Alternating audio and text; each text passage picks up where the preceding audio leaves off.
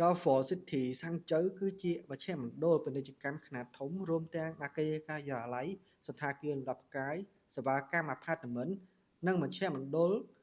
លក់ទំនិញដែលមានទីតាំងនៅតំបន់ស្នូលនៃជឿនជាងទីក្រុង Jeju នៃប្រទេសចិននៅឆ្នាំ2019 Raffles City ហាងជើបានឈ្នះពានរង្វាន់ FBA BCI World Bridge The Excellence Award 2019 Retail World Gold Award អគារនេះរចនាប្លង់ដោយ U1 Studio លើផ្ទៃដី 49313 ម៉ែត្រការ៉េ មានកម្ពស់ 250 ម៉ែត្រ សាងសង់ដោយក្រុមហ៊ុន Shanghai Construction Nodok for Group Co Ltd ក្រុមហ៊ុន Joseph Garner Cotton Wall Shanghai Co Ltd និងក្រុមហ៊ុន CNYD Xinjiang Sunyunda Aluminium Industry Engineering Co Ltd Shanghai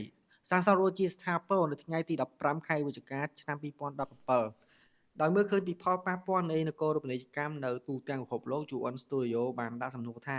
តើយើងអាចប្រើប្រាស់កម្មវិធីចម្រុះនិងក្រាស់នៃផ្នែកការអភិវឌ្ឍតម្រង់ទិសឆ្លងកាត់ដើម្បីជំរុញការរស់នៅប្រកបដោយនិរន្តរភាពនិងលើកកម្ពស់គុណភាពជីវិតដោយរបៀបណាការប្រើប្រាស់ចម្រុះទីក្រុងនាពេលអនាគតដែលមានសុខភាពល្អគម្រោងនេះបន្តការស្រាវជ្រាវអនុវត្តទៅលើ Super Living ក្នុងករណីនេះជាយុទ្ធសាស្ត្ររួមបញ្ចូលដើម្បីបង្កើតទីក្រុងដែលមានសុខភាពល្អប្រកបដោយនិរន្តរភាពដែលផ្ដល់នូវគុណភាពជីវិតខ្ពស់គណៈពេលដែលការដោះស្រាយតម្រូវការនាពេលអនាគតសម្រាប់ប្រសិទ្ធភាពនិងដោះស្រាយតែកាន់តែច្រើននៅក្នុងទីក្រុងក្នុងពេលដែលនគរូបនីយកម្មនិងការរីកចម្រើនរបស់ទីក្រុងយ៉ាងឆាប់រហ័ស